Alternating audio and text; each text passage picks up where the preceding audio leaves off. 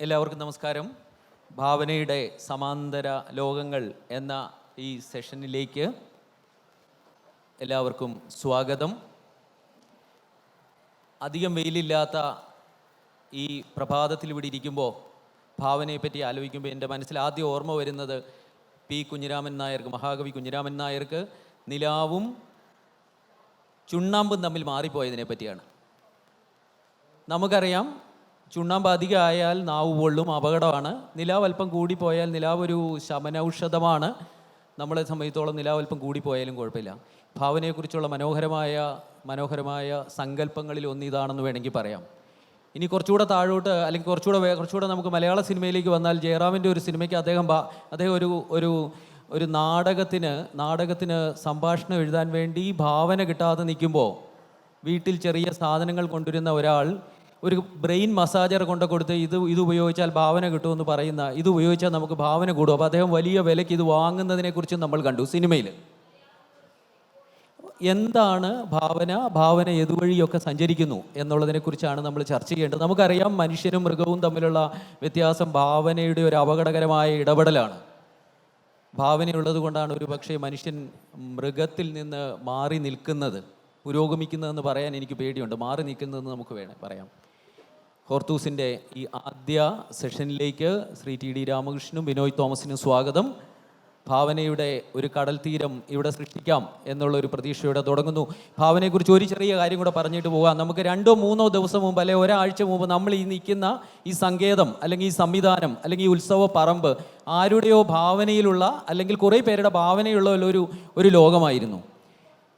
ഒരു പക്ഷേ 4-5 ദിവസം കഴിയുമ്പോൾ ഇത് വീണ്ടും നമ്മുടെ ഓർമ്മയിൽ, അല്ലെ ആരുടെയോ ഭാവനയിൽ ഉണ്ടായിരുന്ന ഒരു സ്ഥലമായി മാറും. ഇതാണ് ഭാവനയും യാഥാർത്ഥ്യവും തമ്മിലുള്ള ദൂരം എന്ന് വേണമെങ്കിൽ പറയാം.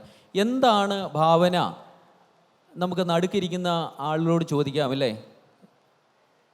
അപ്പുറം ഇപ്പുറയും 2 കള്ളന്മാരും നടുക്കൊരു ക്രിസ്തുവും എന്നാണല്ലോ. അപ്പോൾ ശ്രീ ടി ഡി രാമകൃഷ്ണൻ, എന്താണ് ഭാവന? ഭാവനയുടെ ഒരു അപകടം എന്ത്? ഭാവനയുടെ ഒരു സാധ്യത എന്ത്? സംസാരിക്കാമോ? എഴുത്തുകാരന് ഭാവനയാണ് തൻ്റെ എഴുത്തിനെ മുന്നോട്ട് കൊണ്ടുപോകാനുള്ള ഏറ്റവും പ്രധാനപ്പെട്ട മാർഗം. ഹോർത്തൂസിൻ്റെ ഈ സെഷൻ ഭാവനയുടെ സമാന്തര ലോകങ്ങൾ എന്ന് പറഞ്ഞ് തന്നെ തുടങ്ങുന്നതിൽ വലിയ സന്തോഷമുണ്ട്. ഭാവന പലപ്പോഴും യാഥാർത്ഥ്യങ്ങളിൽ നിന്ന് ഉള്ളൊരു കുതിച്ചു ചാട്ടമാണ്. ശൂന്യതയിൽ നിന്ന് ഭാവന സംഭവിക്കുന്നില്ല. പലപ്പോഴും യുക്തി ഉപയോഗിച്ച് പല സാധ്യതകളിലേക്കുള്ള അന്വേഷണങ്ങളും ഭാവനയുടെ സാധ്യതയും. എന്നെ സംബന്ധിച്ചിടത്തോളം എൻ്റെ ഇട്ടിക്കോര എന്ന് പറഞ്ഞ നോവലിലെ കഥാപാത്രം, ഫ്രാൻസിസ് ഇട്ടിക്കോര എന്ന് പറയുന്ന കഥാപാത്രം ഇതിനെ സൃഷ്ടിച്ചെടുക്കുന്നത് ഭാവനയിൽ സൃഷ്ടിച്ചെടുക്കുന്നതാണ്. ഇട്ടിക്കോര എന്ന് പറഞ്ഞ ഒരാൾ ജീവിച്ചിരുന്നിട്ടൊന്നുമില്ല, അങ്ങനെ ഒരു ചരിത്ര പുരുഷനുമില്ല. പക്ഷേ ഇട്ടിക്കോരയെ നമ്മൾ ഭാവന കൊണ്ട് സൃഷ്ടിച്ചെടുക്കുന്നത് വാസ്കോഡ ഗാമ ഇങ്ങോട്ട് ഈ കോഴിക്കോട് കടപ്പുറത്ത് വന്നിറങ്ങുന്നതിന് മുമ്പേ ഒരു മലയാളിക്ക് ലോകത്തിൻ്റെ മറ്റ് ഭാഗങ്ങളിലേക്ക് പോയി കച്ചവടം നടത്തിയ ഉള്ളൊരു സാധ്യതയില്ലേ എന്നുള്ള ചോദ്യത്തിന് ചരിത്രം കൃത്യമായി രേഖപ്പെടുത്തി സൂക്ഷിക്കുന്ന പാശ്ചാത്യരെ സംബന്ധിച്ചിടത്തോളം ഗാമ ഇന്ത്യ കണ്ടെത്തി എന്നുള്ളൊരു സങ്കല്പമായിരിക്കാം. പക്ഷേ നമ്മൾ അത്ര കൃത്യമായിട്ടിത് സൂക്ഷിക്കാത്ത ആളുകളായതുകൊണ്ട് നമ്മുടെ കാര്യങ്ങൾ മാഞ്ഞു പോയതല്ലേ എന്ന ഒരു ആശങ്കയിൽ നിന്നാണ് അങ്ങനെ ഒരു കഥാപാത്രത്തിനെ സൃഷ്ടിച്ചെടുക്കുന്നത്. ഇപ്പോൾ ഭാവന ഈ പറയുന്ന ചില യാഥാർത്ഥ്യങ്ങളിൽ നിന്ന് നടത്തുന്ന ഒരു തരം ബൗദ്ധികമായ ഒരു ജമ്പ് എന്ന് വേണമെങ്കിൽ പറയാൻ പറ്റും. അതേപോലെ തന്നെ പലപ്പോഴും നമുക്ക് ചുറ്റുമുള്ള ലോകത്തിൻ്റെ പലതരത്തിലുള്ള സാധ്യതകളെ, ചിന്തകളെ, ഇതൊക്കെ ഭാവന കൊണ്ട് വേറെ തലങ്ങളിലേക്ക് കൊണ്ടുപോകാനും ഒരു എഴുത്തുകാരനെ സംബന്ധിച്ച് അയാളുടെ മുന്നോട്ടുള്ള തൻ്റെ എഴുത്തിലും ബാക്കിയുള്ള കാര്യങ്ങളിലുമൊക്കെ ഏറ്റവും വലിയ തുണയായി നിൽക്കുന്ന കാര്യമാണ് ഭാവനയുടെ സഞ്ചാരങ്ങളിൽ കൂടിയാണ് എഴുത്ത് സാധ്യമാകുന്നത്. ഇപ്പോൾ ഏത് പുസ്തകം എടുത്ത് നോക്കുകയാണെങ്കിലും, ഇപ്പോൾ ഏത് എഴുത്തുകാരൻ്റെ ആണെങ്കിലും ഒക്കെ നിങ്ങൾക്കത് മനസ്സിലാക്കാൻ കഴിയുന്നതാണ്. ഇപ്പോൾ ബിനോയ് എൻ്റെ കൂടെയുണ്ട്. ബിനോയുടെ പുസ്തകങ്ങൾ എടുത്തു നോക്കൂ. ഭാവന കൊണ്ട് അത്ഭുതങ്ങൾ സൃഷ്ടിക്കുന്ന എഴുത്തുകാരനാണ്. പക്ഷേ അതെല്ലാം ചുറ്റുള്ള യാഥാർത്ഥ്യങ്ങളിലൂന്നി നിന്നിട്ടാണ് ഈ ഭാവനയിലേക്ക് പോകുന്നത്. ഇപ്പോൾ കരിക്കോട്ടക്കരി എഴുതുകയാണെങ്കിലോ, അല്ലെങ്കിൽ മുതൽ എഴുതുകയാണെങ്കിലോ, ഏത് പുസ്തകം എഴുതുകയാണെങ്കിലും ബിനോയ് ഒരേ സമയം യാഥാർത്ഥ്യത്തിൽ നിന്ന് ഭാവനയിലേക്കുള്ള തൻ്റെ സഞ്ചാരങ്ങളിലൂടെ മനോഹരമായ കഥകൾ നമ്മുടെ മുമ്പിലേക്ക് തരുന്നു. ഏതെഴുത്തുകാരും അങ്ങനെയൊക്കെ തന്നെയാണ് ചെയ്യുന്നത്. ഭാവനയുടെ സഞ്ചാരങ്ങളാണ് എഴുത്തിലേക്കുള്ള വഴി. Thank you. അപ്പോൾ ബിനോയിലേക്ക് മാറുകയാണ് മൈക്ക്. രാമകൃഷ്ണൻ സാർ പറഞ്ഞു വെച്ചത് യാഥാർത്ഥ്യത്തിൽ നിന്ന് ഭാവനയിലേക്ക് ഒരു കണ്ണൂർ കയറ്റമാണ് ഒരു പക്ഷേ ബിനോയ് എന്നാ പറയുക. ഒടുവിൽ പ്രോത്താത്യൂസ് പോലും വായിക്കുമ്പോൾ ഇങ്ങനെ ഒരാളെ ഞാൻ കണ്ടിട്ടുണ്ടല്ലോ എന്ന് നമുക്കൊരു പക്ഷേ തോന്നിയേക്കാം.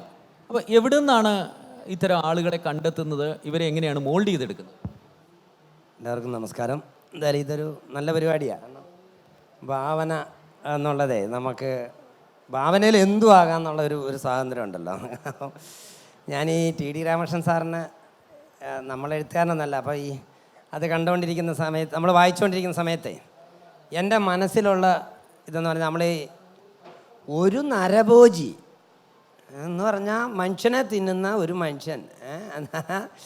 ഇത് വായിക്കുമ്പോൾ നമുക്ക് ഫ്രാൻസിസ് സിറ്റിക്കോരെ വായിക്കുമ്പോൾ നമുക്ക് കിട്ടുന്നത് ഈ ഇരിക്കുന്ന മനുഷ്യനെയാണോ നമുക്ക് കിട്ടുന്നത്? അതല്ല. അപ്പോൾ വേറെ എന്തെല്ലോ ചെയ്യുന്ന വല്ലാത്തൊരു മനുഷ്യൻ.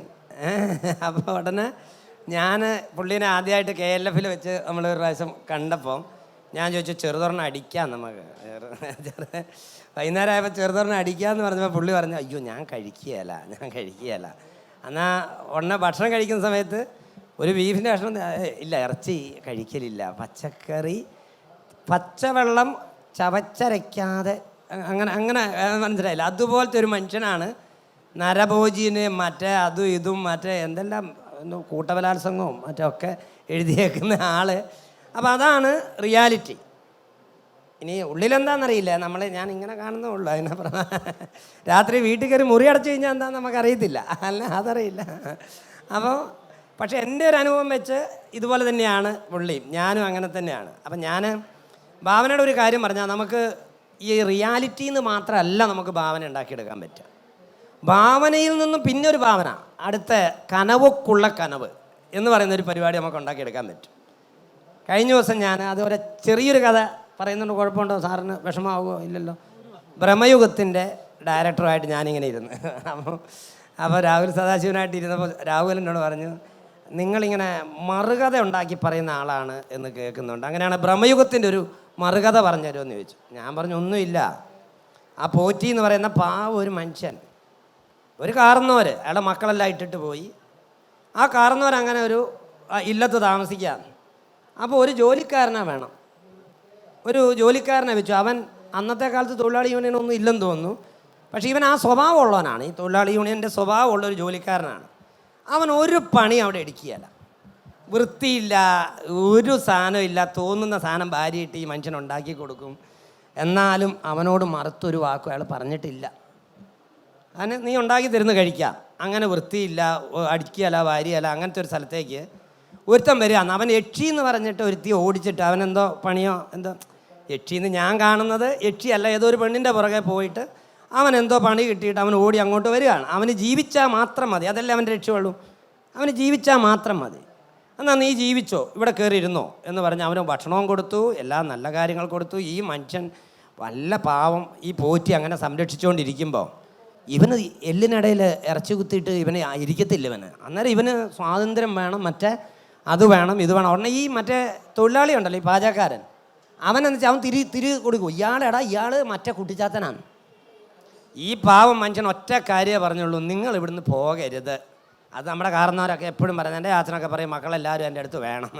മരിക്കാറാവും, ഞാൻ ഇന്നോ നാളെയോ ഒന്നും അറിയത്തില്ല, മക്കളെല്ലാവരും എൻ്റെ അടുത്ത് വേണമെന്ന് പറഞ്ഞു. ഉടനെ ആ പാവം മനുഷ്യനെ കുത്തി കൊന്നിട്ട് ഇവന്മാർ രണ്ടും കൂടെ ഉണ്ടാക്കിയ കലാപമാണ് ബ്രഹ്മയുഗം എന്ന് ഞാൻ പറഞ്ഞു.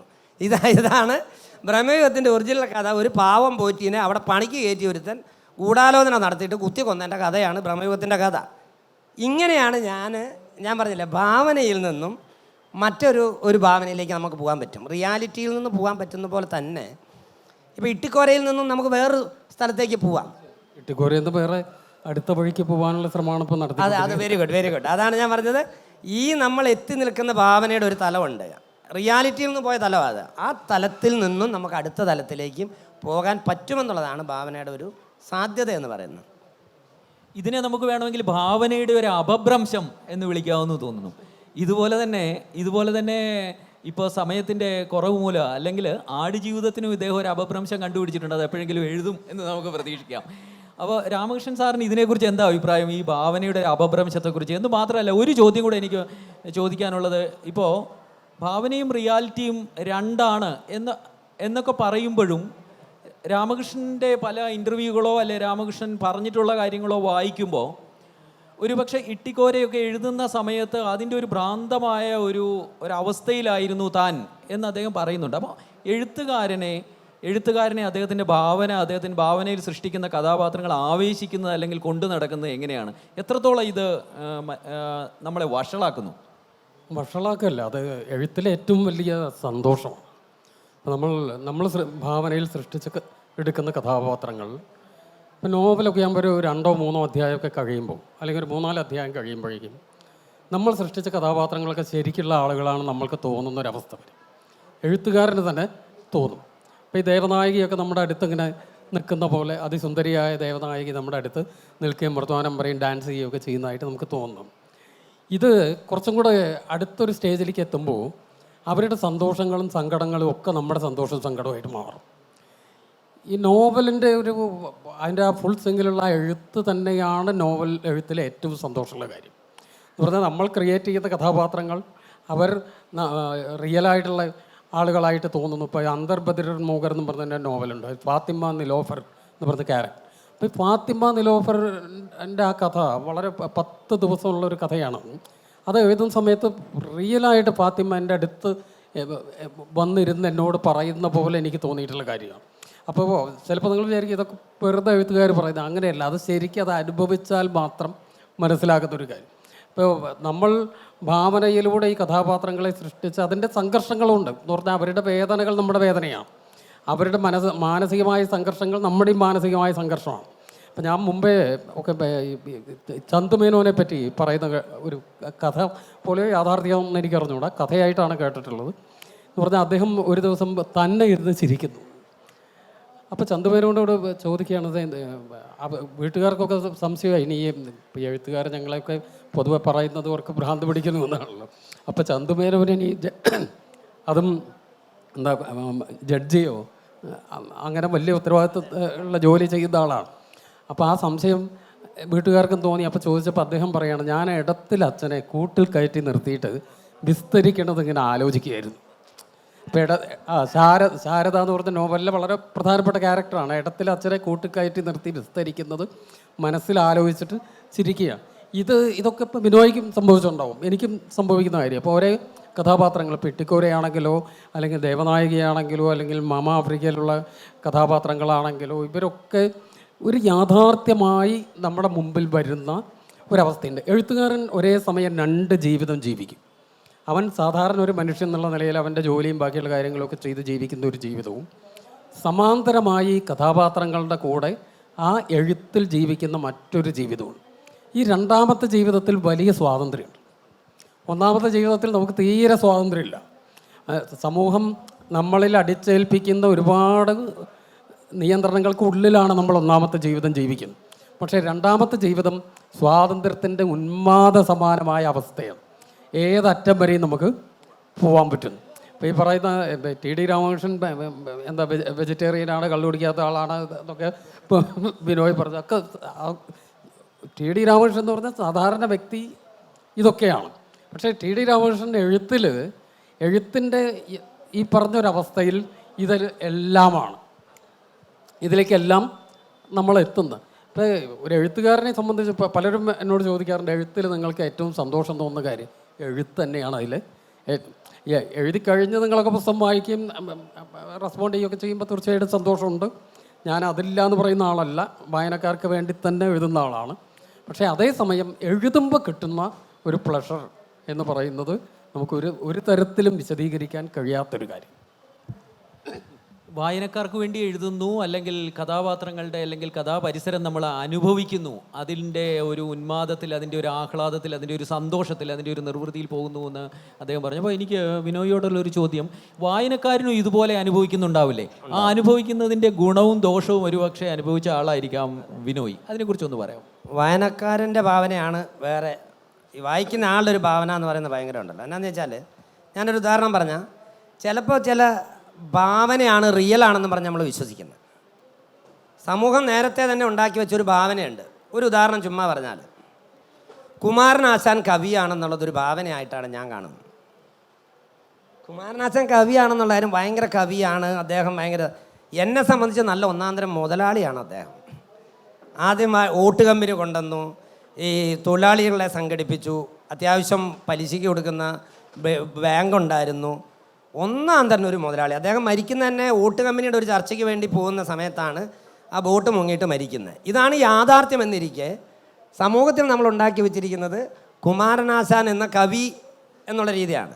അപ്പം ഞാൻ മുതൽ നോവലിൽ കുമാരനാശാനെ മുതലാളിയായിട്ട് ആണ് ഞാൻ കണ്ടേക്കുന്നത്. ഒരു നല്ല മുതലാളി, അതൊരു സമുദായത്തെ കൂട്ടുപിടിച്ച് നല്ല ബിസിനസ് നടത്തിയ നല്ല മുതലാളി എന്നുള്ള ഒരു പരിപാടിയിലാണ് ഞാൻ മുതൽ നോവൽ കണ്ടത്. അപ്പോൾ ആളുകൾ പറയുന്നത് അത് ഭാവനയാണ്. ഏതാ ഭാവന, ഭാവന ഏതാണ്, യാഥാർത്ഥ്യം ഏതാണ്? ഇത് തന്നെയാണ് വായനയിൽ സംഭവിക്കുന്നത്. ആടുജീവിതത്തിൻ്റെ ജസ്റ്റ് ഒരു കഥയും കൂടെ പറഞ്ഞിട്ട് ഞാൻ നിർത്താം. നമ്മൾ ആടുജീവിതം നമ്മൾ പറയുന്നത് റിയാലിറ്റി എന്നുണ്ടായ ഒരു സാധനമാണ്, അല്ല, അതൊരു ഭാവനയാണ്. ഞാൻ ആടുജീവിതം വായിച്ചപ്പോൾ എനിക്ക് ഏറ്റവും വിഷമം തോന്നിയത് അർബാബിൻ്റെ അവസ്ഥ ആലോചിച്ചിട്ടാണ്. ഇതൊരു മനുഷ്യനായിരുന്നു, അത് പാവം.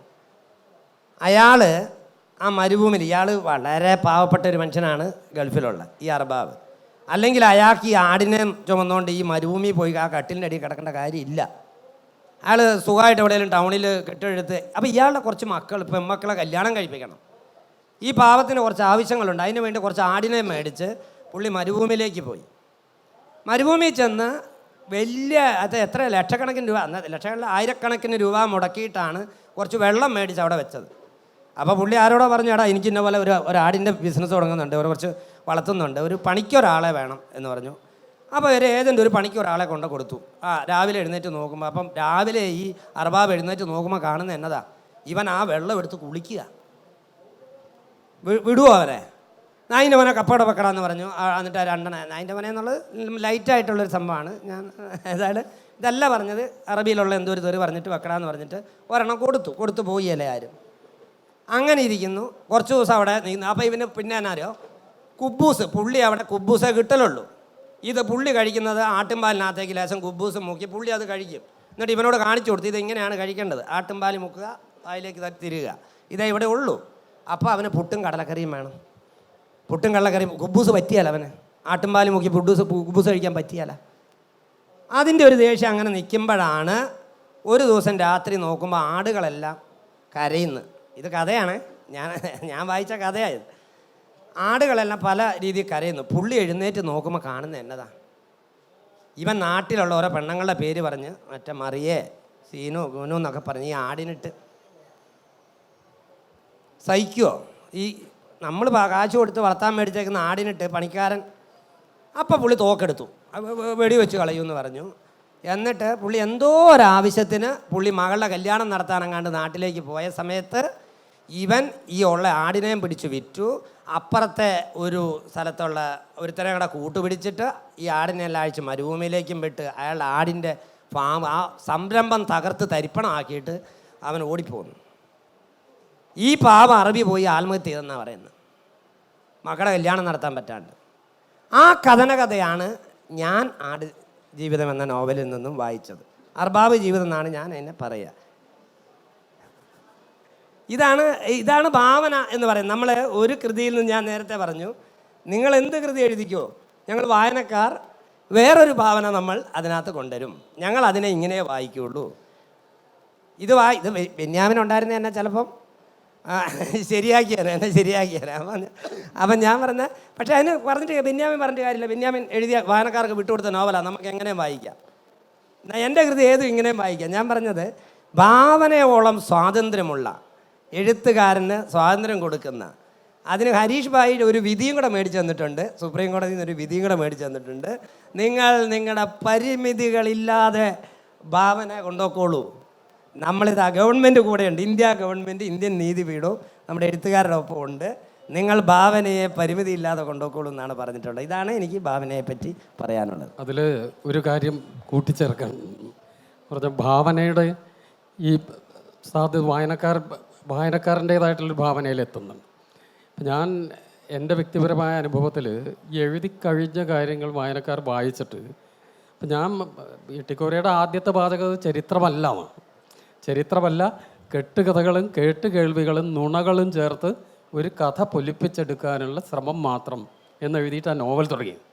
പക്ഷേ വായനക്കാർ അവരുടെ ഭാവനയിൽ ഇഷ്ടം പോലെ വായിച്ചപ്പോൾ എന്തായെന്ന് വെച്ചാൽ ഇട്ടിക്കോര സ്ഥിരമായിട്ട് ജീവിച്ചിരുന്ന ഒരാളാണെന്ന്, കുന്നംകുളത്ത് ഭൂഗർഭ അറകൾ ഉണ്ട്, അവിടെ കത്തക്കോമ്പുകൾ കുന്നംകുളത്തുണ്ട്, അവിടെ ഇട്ടിക്കോരയിൽ പറയുന്ന കാര്യങ്ങളൊക്കെ അവിടെ നടക്കുന്നുണ്ട്. ഞാൻ ഇന്നലെ കുന്നംകുളത്ത് നിങ്ങൾക്ക് അറിയാവുന്ന വളരെ പ്രസിദ്ധനായ സിനിമാ നടനൊക്കെയായുള്ള VK ശ്രീരാമേട്ടൻ്റെ ഒരു പുസ്തക പ്രകാശന ചടങ്ങിൽ പങ്കെടുത്തു.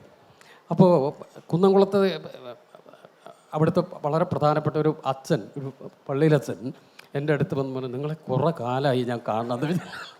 അപ്പോൾ ഞാൻ വിചാരിച്ചു ഇതെന്തോ അപകടമാവോ. എന്നെ ഞെട്ടിപ്പിച്ചുകൊണ്ട് അദ്ദേഹം പറഞ്ഞു, ആദ്യം ഒരു ഫോട്ടോ എടുക്കണം നമുക്കൊപ്പം. അപ്പോൾ ഒപ്പം നിന്ന് ഫോട്ടോ എടുത്തു. ഞാൻ കുന്നംകുളത്ത് അങ്ങാടിയിൽ ജനിച്ച് വളർന്ന ആളാണ്. ഇത് മുഴുവൻ കഥയാണെന്ന് എനിക്കറിയാം. പക്ഷെ ഇത്ര ഗംഭീരമായിട്ട് ആ കഥ പറഞ്ഞ് ഇപ്പം ഞാനും അത് വിശ്വസിച്ച് തുടങ്ങിയ അവസ്ഥയിലാണ് ഭാവന ആ തരത്തിൽ പോയി. ഈ അച്ഛൻ തന്നെ അതിൽ പിന്നെ ആദ്യത്തെ ഇട്ടിക്കോര ചർച്ചയിൽ മറ്റൊരു അച്ഛനായിരുന്നു ചർച്ചയ്ക്ക് കാർമ്മികത്വം വഹിച്ചു. അപ്പോൾ അന്ന് അച്ഛൻ പറഞ്ഞ എന്താണെന്ന് വെച്ചാൽ ഇത് യാഥാർത്ഥ്യമൊന്നും അല്ലെങ്കിലും ചെറിയ ചില പ്രശ്നങ്ങളൊക്കെ ഉണ്ട്, അത് ഞങ്ങൾക്ക് പറയാൻ പറ്റില്ലല്ലോ, നിങ്ങൾക്ക് ആകുമ്പോൾ ഇതിലെ പ്രശ്നം എന്താണെന്നറിയാം സാർ, പറയാം എന്ന് പറഞ്ഞ ആളുകൾ. അപ്പോൾ വായനക്കാർ നമ്മുടെ കയ്യിൽ നിന്ന് അവർ പുസ്തകം ഏറ്റെടുത്ത് അവരുടെ ഭാവനയുടെ വഴി കൂടെ ഇഷ്ടംപോലെ പോയിക്കൊണ്ടിരിക്കും. ഒരാളെന്നോട് പറഞ്ഞ് ബാംഗ്ലൂരിൽ തൊട്ടടുത്ത ഫ്ലാറ്റിൽ താമസിക്കുന്ന ആൾ 18-ാം കൂറ്റുകാരാണെന്ന് പറഞ്ഞിട്ട് ഒരാൾ എന്നെ വിളിച്ചിരുന്നു. അപ്പോൾ ഞാൻ പറഞ്ഞ അങ്ങനത്തെ 18-ാം കൂറ്റുകാരൊന്നുമില്ല, ഒക്കെ സാധാരണ മനുഷ്യർ നമ്മളുണ്ടായി. അല്ലല്ല, അടുത്ത ഫ്ലാറ്റിൽ 18-ാം കൂറ്റുകാരുണ്ട് എന്ന് അപ്പോൾ വായനക്കാരൻ്റെ ഭാവന എഴുത്തുകാരൻ്റെ ഭാവനയേക്കാൾ 100 ഇരട്ടി വലുതാണ്. അത് പല തരത്തിൽ പോവാണ്. അത് എഴുത്തിൻ്റെ അടുത്ത സന്തോഷം. ശരിക്കും രാഷ്ട്രീയമായി ഏറ്റവും തെറ്റായിട്ട് ഉപയോഗിക്കുന്നത് ഈ വായനക്കാരൻ്റെ ഭാവനയാണ് എന്നുള്ള ഞാൻ പറയാം. ഒരു ഉദാഹരണം പറഞ്ഞാൽ, നമുക്ക് തിരുവിതാംകൂർ ചരിത്രം എന്ന് പറയുന്നത് CVയുടെ നോവലുകളാണ്. സത്യത്തിൽ അത് ഭാവനയല്ലേ, മുഴുവൻ ഭാവനയല്ലേ. അല്ലാണ്ട് യഥാർത്ഥത്തിലുള്ള മറ്റേ രാജാ കേശവദാസിനെ നമുക്കറിയാം, CVയുടെ നോവലിലുള്ള രാജാ കേശവദാസിനെ നമുക്കറിയത്തുള്ളൂ. ഇത് വേറെ ഐറ്റമാണെന്ന് അല്ല. അയാൾ അവസാനം എന്നാ വിഷം കുടിച്ച് ഉണ്ണിയപ്പത്തിനകത്ത് വിഷം ചേർത്ത് കൊടുത്ത് കൊല്ലുക ചെയ്ത അയാളെ. ഇതാണ് യഥാർത്ഥ ഞാൻ പറയുന്നത്. നോവലിലൂടെ ഇപ്പോൾ കുന്നംകുളം എന്ന് പറയുന്നത് വേറെ ഐറ്റം ആക്കിയിട്ട് പുള്ളി ചിത്രീകരിച്ചു. കരിക്കോട്ടക്കരി എന്ന് പറഞ്ഞാൽ ഞാൻ എഴുതിയതാണ് കരിക്കോട്ടക്കരി എന്നാണ് എല്ലാവരും എന്ത് കരിക്കോട്ടക്കരി അവിടെ ഞാൻ എടുത്ത ആ പേരിൻ്റെ ഒരു കൗതുകം കൊണ്ട് മാത്രം എടുത്ത സാധനമാണ്. പക്ഷേ ആളുകൾ വിചാരിക്കുന്നത് എന്നെ ഫേസ്ബുക്കിൽ വന്ന് എടാ ഇതല്ലടാ കരിക്കോട്ടക്കരിയുടെ യഥാർത്ഥ ചരിത്രം, ഞാൻ പറഞ്ഞു തരാടാ എന്നൊക്കെ. ഞാൻ എഴുതിയത് കരിക്കോട്ടക്കരി സ്ഥലത്തെ പറ്റി അല്ല എന്നുള്ളത് നമുക്ക് ഇതാണ് ഭാവന പോയി കുടുങ്ങി നമ്മളെ എഴുത്തുകാരനെ പ്രശ്നത്തിലാക്കുകയും ചെയ്യും. നല്ലതാണ്, കാരണം നമ്മൾ സൃഷ്ടിച്ച ലോകത്തിന് അത്രയും ഉറപ്പുണ്ടെന്നുള്ളൊരു സാധനമാണ് അത് തന്നെ. എന്തായാലും വളരെ നന്നായി ചർച്ച. ഓക്കെ, നമ്മുടെ സമയം തീരാറായി കാണുന്നു അല്ലേ. ഒരു ഈ ഭാവനയുടെ ഒരു സ്വാതന്ത്ര്യം വായനക്കാരന് എത്ര കൊടുക്കുന്നു എന്നാണ് ഇവർ നമ്മളോട് രണ്ടുപേരോടും ഇവർ രണ്ടുപേരും നമ്മളോട് പറഞ്ഞത്. അപ്പോൾ അതിനകത്ത് ഒരു ചോദ്യം കൂടെ നമുക്ക് ചോദിക്കാതിരിക്കാൻ പറ്റില്ല. ഇപ്പോൾ ഭാവനയുടെ ഒരു ഭാവനയിൽ യന്ത്രവൽകൃതമായ ഭാവനയും കൂടെ വന്നിരിക്കുക. അതായത് ഇപ്പോൾ ഇങ്ങോട്ട് വരുന്നതിന് മുമ്പ് ഒരുപക്ഷെ ഇവരുടെ രണ്ടുപേരുടെയും മറ്റ് കൃതികൾ വെച്ചിട്ട് ഒരു പുതിയ നോവലോ അല്ലെങ്കിൽ ഒരു പുതിയ കഥയോ എഴുതി തരാൻ പറഞ്ഞാൽ AI ഒരു കഥ എഴുതി തരുന്ന ഒരു കാലമാണ്.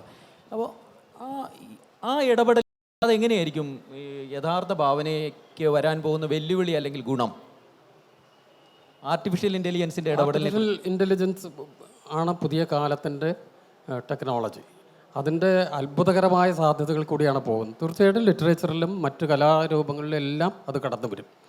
അത് വളരെ നല്ലതായിട്ടാണ് എനിക്ക് തോന്നുന്നത്. അത് വരുമ്പോൾ ഭാവനയുടെ ഇപ്പം മാനുഷികമായ പരിമിതികളെയും കൂടെ അപ്പുറത്തേക്ക് പോകുന്ന തരത്തിലുള്ള വഴികളിലേക്ക് ചെല്ലുന്ന മാത്രമല്ല, അത് കമ്മ്യൂണിക്കേറ്റ് ചെയ്യുന്ന രീതിയും കുറേയും കൂടെ യുക്തിസഹമായിരിക്കും. ഇപ്പോൾ ഒരു മാനുഷികമായ ഭാവനയുടെ, ഇപ്പോൾ ഒരു എഴുത്തുകാരൻ്റെ അല്ലെങ്കിൽ എഴുത്തുകാരിയുടെയൊക്കെ ഭാവനയുടെ ഉള്ള ഒരു പരിമിതികളുണ്ട് ഇപ്പോൾ പല കാര്യങ്ങളിലും. ഇപ്പം ഞാൻ ഭൂമി ഒരു എന്താ സൂര്യൻ ഒരു ദിവസം പ്രഭാതത്തിൽ പടിഞ്ഞാറെന്ന് ഉദിച്ചുയർന്നാൽ എങ്ങനെ എന്ന് ചിന്തിച്ച് അതിൽ നിന്ന് ആൽഫ എന്നുള്ള നോവൽ വരെ എത്തിയ ആളാണ്. ഭാവനയുടെ വിചിത്രമായ. പക്ഷേ ഒരു AI-യുടെ ഭാവന പോകുമ്പോൾ കുറേയും കൂടെ സൂക്ഷ്മവും കൃത്യമായിരിക്കും. നല്ലതാണെന്നുള്ള അഭിപ്രായക്കാരനാണ്. ഈ ടെക്നോളജി സംബന്ധമായി വരുന്ന എന്ത് കാര്യവും വളരെ പോസിറ്റീവായിട്ട് നമ്മൾ സ്വീകരിക്കണം. അത് കൂടുതൽ നല്ലതാണെന്നും വിശ്വസിക്കുന്നവരാണ്. എയെ സംബന്ധിച്ച് ഞാൻ പറയുമ്പോഴേ നല്ലൊരു കോമ്പറ്റീഷനാണ് നമുക്ക്. എഴുത്തുകാരനെ സംബന്ധിച്ച് നല്ലൊരു ആയിട്ടൊരു കോമ്പറ്റീഷനാണ് ഞാൻ കാണുന്നത്. കാരണം നമ്മൾക്ക് ഒരു മെറ്റീരിയൽ എന്ന് പറയുന്നത് കിട്ടുന്നത് ഈ മനുഷ്യൻ എന്ന് പറയുന്ന വൈവിധ്യം ഇങ്ങനെ കിടക്കുന്നിടത്തോളം കാലം മുഴുവൻ ആളുടെയും പിന്നെ അനിശ്ചിതത്വം എന്ന് പറയുന്ന ഒരു സാധനം, ഈ രണ്ട് സാധനവും നമുക്കുണ്ട് മനുഷ്യന്. കാരണം ഈ നിമിഷം ഇതെല്ലാം കൂടെ ഇടിഞ്ഞു വീണ് നമ്മളെല്ലാം തീർന്നു പോവാം. അങ്ങനെ ഒരു അനിശ്ചിതത്വത്തിൻ്റെ സാധ്യത ഇവിടെയുണ്ട്. പിന്നെ മനുഷ്യൻ്റെ ഓരോരുത്തരുടെയും അനുഭവ പരിസരം ഓരോന്നായിരിക്കും എന്നുള്ളൊരു സാധ്യതയുണ്ട്. ഇത് വെച്ചാണ് ഞാൻ AI-യോട് മുട്ടാൻ പോകുന്നത്. ഞാൻ AI-യോട് മുട്ടാൻ പോകുന്നത് ഈ മനുഷ്യരെ വെച്ചാണ്. എൻ്റെ ചുറ്റുമുള്ള മനുഷ്യരെ വെച്ചിട്ട് നമുക്ക് അവരെ അനലൈസ് ചെയ്തിട്ട് നമുക്ക് AI-യോട് മുട്ടാൻ പറ്റുമെന്നുള്ളതാണ് ഞാൻ നോക്കുന്നത്. അതുകൊണ്ട് എല്ലാവരുടെയും അനുഭവവും സാധ്യതയും AI പിടിച്ചു എടുക്കുന്നത് വരെ നമുക്ക് സാധ്യതയുണ്ട്. എല്ലാവരുടെയും അനുഭവവും ജീവിതവും അനിശ്ചിതത്വവും എല്ലാം AI പിടിച്ചെടുക്കുന്ന ഒരു കാലഘട്ടം വരുന്നത് വരെ മനുഷ്യൻ്റെ ചുറ്റും ജീവിക്കുന്ന എഴുത്തുകാർക്ക് സാധ്യതയുണ്ട് എന്നുള്ളതാണ് ഞാൻ കാണുന്നത്. ഇവരോട് രണ്ടുപേരോടും ഈ വിഷയത്തിൽ ഊന്നി നിന്നുകൊണ്ടോ അല്ലെങ്കിൽ എഴുത്തുകാരോട് നിങ്ങൾക്ക് ചോദിക്കാനുള്ളതോ ആയ വിഷയങ്ങൾ ചോദിക്കാം. ഭാവനയില്ലെങ്കിലും ടെക്നോളജിയുടെ അനന്ത സാധ്യതകൾ ഉപയോഗിച്ചുകൊണ്ട് സാറ് ഇപ്പോൾ ശ്രീലങ്കയിൽ പോയിട്ടില്ല, അതുപോലെ തന്നെ മറ്റ് വിദേശ രാജ്യങ്ങളിലൊന്നും പോയിട്ടില്ലെങ്കിലും ആ ഗൂഗിൾ മാപ്പും അതുപോലുള്ള ഓരോ സംഭവങ്ങൾ നോക്കി അതിൻ്റെ ഓരോ മുക്കും മൂലയും നമുക്ക് പകർന്നു തരുന്നു.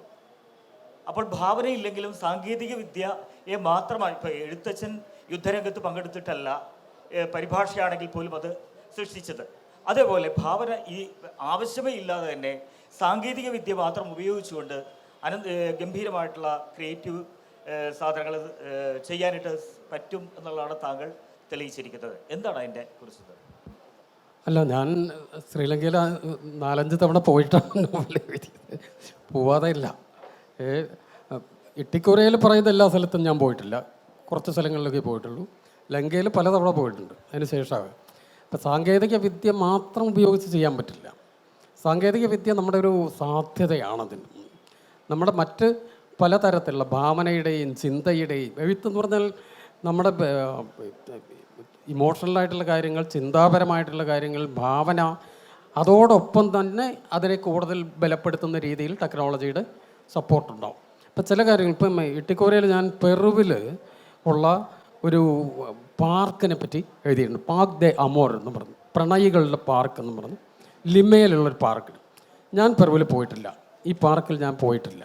പക്ഷേ അതിനെപ്പറ്റി ഉള്ള ഒരു 4-5 ഡോക്യുമെൻ്ററികൾ ഞാൻ കണ്ടിട്ടുണ്ട്. അതിനെപ്പറ്റി കിട്ടാവുന്ന പരമാവധി സാധനങ്ങൾ കാണാനും മനസ്സിലാക്കാനും ശ്രമിച്ചിട്ടുണ്ട്. എന്നെ അത്ഭുതപ്പെടുത്തിയിട്ടുള്ള പാർക്കാണ്. എന്താണെന്ന് വെച്ചാൽ പ്രണയികൾക്ക് സന്തോഷമായിട്ട് ഇരുന്ന് സംസാരിക്കാനും പ്രണയിക്കാനും പറ്റിയ ഒരു പാർക്ക് പസഫിക്കിൻ്റെ തീരത്ത് ലിമാ നഗരത്തിൽ ഉണ്ടാവുക എന്ന് പറയുന്നത് പോലെ നല്ല കാര്യം. ഓരോ ബെഞ്ചിലും പ്രണയ കവിതകൾ എഴുതി വച്ചിരിക്കുന്നു. നമ്മുടെ കേരളത്തിൽ ഇപ്പോൾ കോഴിക്കോടോ അല്ലെങ്കിൽ എറണാകുളത്തോ അതേപോലെ സ്ഥലങ്ങളിൽ അതുപോലത്തെ ഒരു പാർക്ക് ഉണ്ടാവണമെന്ന് ആത്മാർത്ഥമായിട്ട് ആഗ്രഹിക്കുന്ന ആളാണ്. എന്നുവെച്ചാൽ അത്തരത്തിൽ. പക്ഷേ കഷ്ടകാലത്തിന് ഇവിടെ ആരെങ്കിലും പറയുന്നുണ്ടെങ്കിൽ ചൂരലായിട്ട് അടിച്ചോടിക്കാൻ വരുന്ന കുറേ ഏട്ടന്മാരുടെയും അമ്മാവന്മാരുടെയും ഒക്കെ കാലത്താണ് നമ്മൾ കഷ്ടകാലത്തിന് ജീവിക്കേണ്ടത്. അപ്പോൾ ഇതിനെപ്പറ്റി വായിക്കുമ്പോൾ നമ്മൾ അതിനെപ്പറ്റി എഴുതുന്നു. അത് പൂർണ്ണമായിട്ട് നമ്മളവിടെ പോയിട്ടല്ല. പക്ഷേ ചിലപ്പോൾ അവിടെ നേരിട്ട് പോയാൽ കാണാം. ഞാൻ അടുത്തിടയ്ക്ക് ഇവിടെ സിംബാബ്വെ എന്ന് പറഞ്ഞ രാജ്യത്ത് പോയിരുന്നു. വിക്ടോറിയ ഫോൾസ് നേരിട്ട് പോയി കണ്ടു. വിക്ടോറിയ ഫോൾസ് എന്ന് പറയുന്ന ഡേവിഡ് ലിവിങ്സ്റ്റൺ കണ്ടെത്തിയ വളരെ ഗംഭീരമായ വാട്ടർഫോൾ, സിംബാബ്വേയുടെയും ബോട്സ്വാനയുടെയും ഇടയ്ക്കായിട്ടുള്ളത്.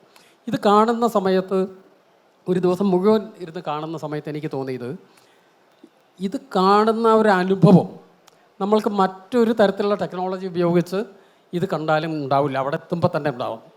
അങ്ങനെ 2 വശമുണ്ട് അതിന്. ടെക്നോളജി വലിയൊരു സാധ്യതയായിട്ട് നമുക്ക് ഉപയോഗിക്കാൻ പറ്റും, അതേസമയം തന്നെ മറ്റു തരത്തിൽ നമ്മൾക്ക് കൂടുതൽ മുന്നോട്ട് പോകാനും പറ്റും. 2 കാര്യവും ഒരുപോലെ ഉപയോഗിക്കണമെന്ന് വിശ്വസിക്കുന്ന ഒരാളാണ്. ഒരു കാര്യം കൂടെ, ജസ്റ്റ് ഈ TD രാമകൃഷ്ണൻ സാറെ എല്ലാവരും ആദ്യകാലത്ത് തെറി പറഞ്ഞുകൊണ്ടിരുന്നത് മറ്റേ വിക്കിപീഡിയ നോക്കി എഴുതുന്ന ആളെന്ന് പറഞ്ഞിട്ടാണ്. വിക്കിപീഡിയ നോക്കി എഴുതുന്ന ആളെന്ന് പറഞ്ഞിട്ടാണ് തെറി പുള്ളി കേട്ടോണ്ടിരുന്നത് അല്ലേ? ശരിക്കും വിക്കിപീഡിയ നോക്കി എഴുതുന്ന ആൾ. അപ്പം അതൊരു എന്തോ വലിയ പാതകമായിട്ടാണ് തോന്നുന്നു. വിക്കിപീഡിയ ഇവിടെ ഉണ്ടല്ലോ, എല്ലാവർക്കും നോക്കി എഴുതാമല്ലോ, ഇഷ്ടം പോലെ നോവൽ എഴുതാമല്ലോ, എന്തേ എഴുതാത്തത്? അത്രയേ ഉള്ളൂ. വിക്കിപീഡിയ നമുക്ക് എല്ലാവർക്കും കിട്ടും. അപ്പോൾ അത് സോഴ്സ് എടുക്കുന്നതിൻ്റെ ഒരു മാർഗ്ഗം, അത് മാത്രമേ ടെക്നോളജിനെ കാണേണ്ടുള്ളൂ. നമ്മൾ ഒരാളോട് പോയി ഒരു അനുഭവം ചോദിക്കുന്ന പോലെ, ഇപ്പം നജീബിനോട് പോയി ബെന്യാമിൻ അനുഭവം ചോദിച്ച പോലെയാണ് ഞാൻ വിക്കിപീഡിയയിൽ ഒരു സാധനം അന്വേഷിക്കുന്നത്. ഇന്നത് വിക്കിപീഡിയ എനിക്ക് പറഞ്ഞുതരും. ഓഷോ രജനീഷിനെ പറ്റി ഞാൻ അന്വേഷിച്ചു. മുഴുവൻ അന്വേഷിക്കുമ്പോഴാണ് പുള്ളിയുടെ മുഴുവൻ ചരിത്രവും കിട്ടുന്നത്. അതാണ് മുതലിൽ ഞാൻ ആശാൻ ജഗദീഷായിട്ട് ഞാൻ എഴുതിയേക്കുന്നത്. അപ്പം നമുക്കത് വിക്കിപീഡിയ നല്ല സോഴ്സാണ്, വിവരങ്ങൾ എടുക്കാനുള്ള സോഴ്സാണ്. അല്ലാണ്ട് അത് നോക്കി അങ്ങനെ നോവൽ എഴുതാൻ പറ്റുമെങ്കിൽ എല്ലാവർക്കും നോവൽ എഴുതാമല്ലോ, പെട്ടെന്ന് പരിപാടി സെറ്റ് ചെയ്യാമല്ലോ. അതാണ് എന്നെ പറയുന്നത്. ചോദ്യങ്ങൾ ചുരുക്കി പറയണേ. മനുഷ്യർക്ക് എല്ലാവർക്കും ഭാവനയുണ്ട്. എന്നാൽ എഴുത്തുകാരുടെ ഭാവനയാണ് അവരെ വേറിട്ട് നിർത്തുന്നതും അവർക്ക് വലിയ സംഭാവനകൾ കൃതികളിലൂടെ നടത്തുന്നതും. ഉദാഹരണത്തിന് എൻ്റെ മനസ്സിലുള്ളത് തകഴിയുടെ ചെമ്മീൻ തന്നെയാണ്.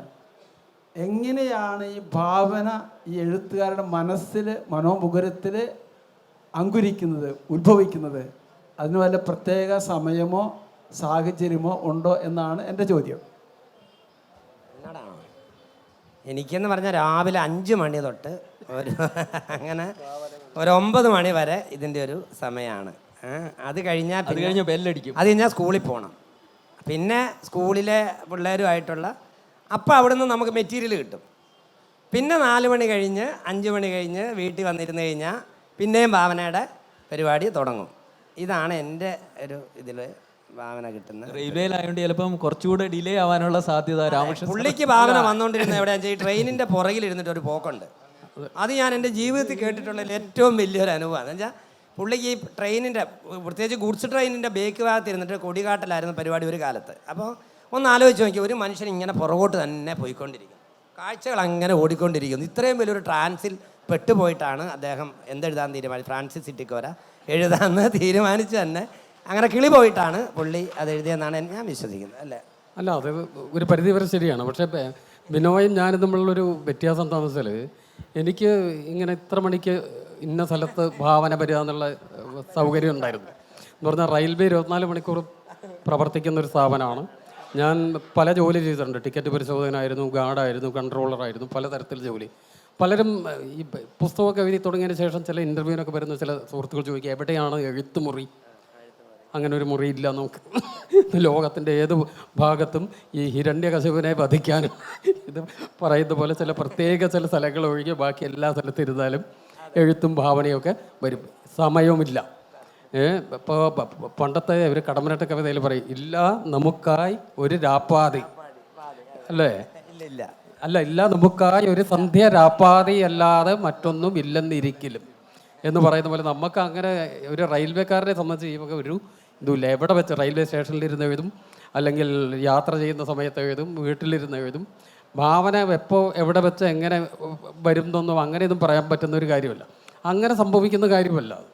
ഇത് ഒരു വെളിച്ചപ്പാടിന് അങ്ങോട്ട് തുള്ളി ഉറഞ്ഞ് ഇങ്ങനെ വെളിച്ചപ്പെടുന്ന പോലത്തെ പരിപാടിയല്ല. വളരെ സാവധാനം ആ ഒരു ലോകത്തിലേക്ക് നമ്മൾ എത്തി, നമ്മുടെ മനസ്സിലേക്ക് എത്തുന്ന ഒരു കാര്യമാണ്. അങ്ങനെ പെട്ടെന്ന് ഒരു നിമിഷത്തിൽ സംഭവിക്കുന്നതും അല്ല എന്നാണ് എനിക്ക് തോന്നിയിട്ടുള്ളത്. ഭാവന മാത്രമാണോ ഒരു സൃഷ്ടിക്ക് വേണ്ടത്? കാരണം ജീവിതാനുഭവങ്ങളും കൂടി ഭാവനയും കൂടി വന്നിട്ടാണല്ലോ അങ്ങ് തന്നെ ആ റെയിൽവേയെക്കുറിച്ചുള്ള ആ പുസ്തകം എഴുതി. അതിൽ താങ്കളുടെ ജീവിതാനുഭവങ്ങളും ഭാവനയും കൂടിയിട്ടാണ്. അപ്പോൾ ഭാവന മാത്രമല്ല, ജീവിതാനുഭവങ്ങളും കൂടി ചേർന്നാലാണ് മനോഹരമായ സൃഷ്ടികൾ ഉണ്ടാവുകയുള്ളൂ എന്നുള്ളതാണ് താങ്കൾ പറയാൻ പറ്റുമോ? തീർച്ചയായിട്ടും. ജീവിതാനുഭവങ്ങൾ മാത്രമല്ല, ഭാഷയാണ് എഴുത്തുകാരൻ്റെ ഒരു മാധ്യമം. ഇപ്പോൾ ഈ പറഞ്ഞ ഭാവനയും ധാരാളം ജീവിതാനുഭവമൊക്കെ ഉണ്ടെങ്കിലും ഇത് ഒരു പുസ്തകത്തിലേക്ക് കഥാരൂപത്തിലെത്തുന്നത് ഭാഷ എന്ന് പറയുന്ന ഒരു മാധ്യമം ഉപയോഗിച്ചാണല്ലോ. അതിലേക്ക് അത് കൺവെർട്ട് ചെയ്യപ്പെടണം. നമ്മൾ ഭ്രാന്തമായ ഭാവന മാത്രം ഉണ്ടായത് കഴിഞ്ഞു, ധാരാളം ജീവിതാനുഭവങ്ങളും അതിൽ നിന്ന് തന്നെയാണ് ഭാവനയുടെ സാധ്യതകളിലേക്കൊക്കെ പോകുന്നത്. ഇപ്പം ഞാൻ ഗുഡ്സ് ഗാർഡായിട്ട് ഈ കാലത്തില്ല, 92-ലാണ് ഞാൻ ഗുഡ്സ് ഗാർഡായിട്ട് ജോലി ചെയ്തിരുന്നത്. അന്ന് ഒരു തരത്തിലുള്ള കമ്മ്യൂണിക്കേഷൻ സൗകര്യങ്ങളും ഇല്ലാത്തൊരു കാലമായിരുന്നു. അപ്പോൾ ആ കാലത്ത് ഇരുന്ന് ചിന്തിച്ചിട്ടുണ്ട്, ഇല്ല എന്ന് പറയുന്നില്ല. പക്ഷേ അതിനെയൊക്കെ ഭാഷയിലൂടെ നമ്മുടെ മറ്റ് ജീവിതാനുഭവങ്ങളിലൂടെയൊക്കെ തന്നെയാണ് കഥകളും നോവലും ഒക്കെ ആക്കി മാറ്റുന്നത്. അപ്പോൾ ഭാവന മാത്രമല്ല സംഭവിക്കുന്നത്, പക്ഷെ ഭാവനയാണ് ബാക്കിയുള്ള കാര്യങ്ങളെല്ലാം നമ്മുടെ കയ്യിലുണ്ടെങ്കിലും നമുക്ക് ഈ കഥയുടെ ഒരു സൗന്ദര്യ തലങ്ങളിലേക്കൊക്കെ പോകാൻ നമ്മളെ സഹായിക്കുന്ന ഏറ്റവും പ്രധാനപ്പെട്ട ഘടകം. അല്ലെങ്കിൽ ആ ഭാവനയുടെ അംശം അല്ലെങ്കിൽ ക്രിയേറ്റിവിറ്റിയുടെ അംശം മാറ്റി നിർത്തിയാൽ അത് പലപ്പോഴും പത്ര റിപ്പോർട്ടുകളെ പോലെ, അത് മോശമാണെന്നുള്ള തരത്തിലല്ല, ആ തരത്തിലേക്ക് അല്ലെങ്കിൽ ഡോക്യുമെൻ്ററി പോലെ ആയിപ്പോവും. അതിൻ്റെ ഒരു ക്രിയേറ്റിവിറ്റിയാണ് അതിനെ ഒരു വർക്ക് ഓഫ് ആർട്ടാക്കിയിട്ട് മാറ്റുന്നത്. അതാണ് ഭാവനയുടെ പ്രാധാന്യം. അതിൽ ബാക്കി എല്ലാ കാര്യങ്ങളും വേണം, ഭാഷയും വേണം, മറ്റുള്ള അനുഭവങ്ങളും എല്ലാം വേണം. പക്ഷേ ഈ ഒരു പ്രോസസ്സ് കൂടി കടന്നു പോകുമ്പോൾ ഒരു കലാസൃഷ്ടിയായിട്ട് അത് മാറും. ഒരു ക്വസ്റ്റ്യനും കൂടെ ഉള്ള ഒരു അവസരമുണ്ട്. ഇത് ലാസ്റ്റ് ക്വസ്റ്റ്യൻ ആണ്, അല്ലെങ്കിൽ സംഘാടകരുടെ ഒരു എന്താ പറയാ, അവരുടെ ഒരു ഭാവനയ്ക്ക് അപ്പുറത്തേക്ക് നമ്മൾ പോവുക സമയം. അവരുടെ ഭാവന കയ്യിൽ നിന്ന് പോകും. Good morning. ഇന്നത്തെ ഡിസ്കഷൻ ആയിട്ടുള്ള റിലേറ്റഡ് ആയിട്ടുള്ള ഒരു കൗതുകത്തിൻ്റെ പുറത്ത് ചോദിക്കുന്നതാണ് ടി രാമകൃഷ്ണൻ സാറിൻ്റെ അടുത്ത്. ഇപ്പം നമ്മളൊക്കെ ഇട്ടിക്കോര വായിക്കുമ്പോൾ നമുക്കത് ഒറ്റയടിക്ക്, ഞാൻ വളരെ വൈകിയാണ് വായിക്കാൻ തുടങ്ങിയത്, അപ്പോൾ ഒറ്റയടിക്ക് വായിക്കുമ്പോഴത്തേക്ക് അതിൽ നിന്നൊരു ഹാങ് ഓവർ ഉണ്ടാവും കുറച്ച് നേരത്തേക്ക്. പിന്നെ കുറച്ച് നേരത്തേക്ക് നമുക്ക് വേറെ ഒന്നും, നമ്മൾ ആ ഒരു ചിന്തയിൽ തന്നെ ആയിരിക്കും കുറേ നേരത്തേക്ക് ഉണ്ടാവുക. അപ്പോൾ വായനക്കാർക്ക് ഇങ്ങനെ ഒരു ഹാങ് ഓവർ ഉണ്ടാക്കി തരുമ്പോൾ അത് എഴുതുന്ന സാർ എങ്ങനെയാണ് അതിന് പുറത്തേക്ക് വരുന്നത് എന്നറിയാനൊരു കൗതുകമുണ്ട്. നിങ്ങൾക്ക് വായിച്ച് കുറച്ച് നേരമാണെങ്കിൽ എഴുതിയ എനിക്ക് വർഷങ്ങളോളം ഹാങ് ഓവർ, ഇപ്പോഴും ഹാങ് ഓവർ കഴിഞ്ഞിട്ടില്ല, ഹാങ് ഓവർ തുടരുകയാണ്. ഇപ്പം ഞാൻ നിങ്ങളോട് പറയാൻ വിട്ടുപോയൊരു കാര്യം എന്താണെന്ന് വെച്ചാൽ, ഇട്ടിക്കോരയുടെ അടുത്ത പാർട്ട് എഴുതിക്കൊണ്ടിരിക്കുകയാണ്. അപ്പോൾ അതിന് കോരപ്പാപ്പന് സ്തുതിയായിരിക്കട്ടെ എന്നും പറഞ്ഞ് ഒരു പുസ്തകം എഴുതിക്കൊണ്ടിരിക്കുകയാണ്. ഒന്നാമത്തെ ഡ്രാഫ്റ്റ് കഴിഞ്ഞിട്ടുണ്ട്. അപ്പോൾ ഇപ്പോഴും ഞാൻ ഈ ഹാങ് ഓവർ ഇത് വിട്ടിട്ടില്ല, അതിൽ തന്നെയാണ് ഉള്ളത്. ഇപ്പോഴും കോരപ്പാപ്പനും കോരപ്പാപ്പൻ്റെ ബാക്കിയുള്ള ആളുകളും അദ്ദേഹത്തിൻ്റെ ധീരപ്രവർത്തനങ്ങളും ഒക്കെ ഉള്ള ഒരു സമാന്തര ജീവിതം ഞാൻ കണ്ടുകൊണ്ടും ആ ജീവിതം ജീവിച്ചുകൊണ്ടും ഇരിക്കുക തന്നെയാണ്. അത് എന്നിൽ നിന്ന് ഒഴിവാവുന്നും തോന്നുന്നില്ല. എന്തിനാ പുറത്ത് കിടക്കുന്നതെന്ന് ചോദിച്ചാൽ ജീവിക്കാൻ വേണ്ടി ഇടയ്ക്കിടയ്ക്ക് പുറത്ത് കിടക്കും. അത് തന്നെ, അല്ലെങ്കിൽ ഈ നാട്ടിൽ ജീവിക്കാൻ പറ്റുമോ? അങ്ങനെ ഇല്ല. നമ്മൾ ആ കഥ ട്രാൻസിൽ പെട്ടുപോയിട്ടേ പറഞ്ഞിട്ടുണ്ട്, ഇവനെന്തോ കിളി പോയി എന്ന് പറയുന്ന അങ്ങനത്തെ ഒരു അവസ്ഥയായിരിക്കും ഉണ്ടാകുക. അതുകൊണ്ട് ജീവിക്കാൻ വേണ്ടി ഇടയ്ക്കിടയ്ക്ക് ഈ ട്രാൻസിൽ നിന്ന് പുറത്ത് വരുന്നു, തിരിച്ചതുപോലെ അകത്തേക്ക് കയറും. പക്ഷേ പുറത്തേക്ക് ഇറങ്ങിയാൽ തിരിച്ച് അകത്തേക്ക് കയറാൻ കുറച്ച് സമയം വേണ്ടി വരും. കാരണം ഇത് രണ്ട് ലോകമായതുകൊണ്ട് നമ്മൾ പുറത്തോട്ട് ഇറങ്ങി കഴിഞ്ഞാൽ പിന്നെ തിരിച്ചൊന്നുകൂടെ കയറണമെങ്കിൽ ഞങ്ങളൊക്കെ ഈ എഴുത്തുകാർ ഡുവൽ സിറ്റിസൺഷിപ്പ് ഉള്ള ആളുകളാണ്. സാധാരണ നിങ്ങളെപ്പോലെ ജീവിക്കുന്ന ഒരു സിറ്റിസൺഷിപ്പും ഭാവനാ ലോകത്ത് മറ്റൊരു സിറ്റിസൺഷിപ്പുമാണ്. ആ ലോകത്തിന് ജോഗ്രഫിക്കലായിട്ടുള്ള അതിർത്തികളൊന്നും പിന്നെ നിയമമൊന്നുമില്ല അവിടെ. നിയമങ്ങളില്ല, അതിർത്തികളില്ല. അല്ല, ഗോളാന്തര സഞ്ചാരങ്ങൾ വരെ സാധ്യമായിട്ടുള്ള ലോകത്താണ്. അപ്പോൾ ഭാവനയുടെ ആ ഹാങ് ഓവറിൽ അടുത്ത ഉത്സവത്തിന് കാണാം. ഇതിലും അധികം ഭാവനയോടെ, ഇതിലധികം ഹാങ് ഓവറോടെ വരാൻ സാധിക്കട്ടെ എന്ന് ആശംസിച്ചുകൊണ്ട് ഇന്നത്തെ ഭാവനയുടെ ഈ സഞ്ചാര വഴിയിൽ നിന്ന് തൽക്കാലത്തേക്ക് നമ്മൾ ബ്രേക്ക് എടുക്കുന്നു, അല്ലെങ്കിൽ ട്രെയിനിൽ നിന്ന് തൽക്കാലത്തേക്ക് നമ്മൾ ഇറങ്ങുന്നു.